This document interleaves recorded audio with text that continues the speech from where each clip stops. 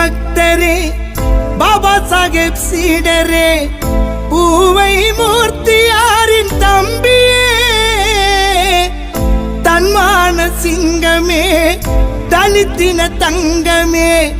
ஜெய் பீம் என்று முழக்கம் சொன்னவரே, பிஎஸ்பி தொண்டர்களுக்கு அதிபதியே, ஆம்ஸ்டாங் பெகன்ஜி மாயாவதியின் தளபதியே,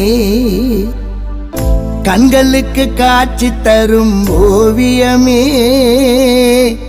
காலத்தால் அழியாத காவியமே,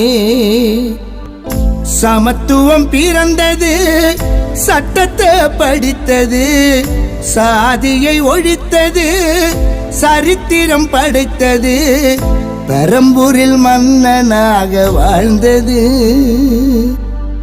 பொத்தூரில் தெய்வ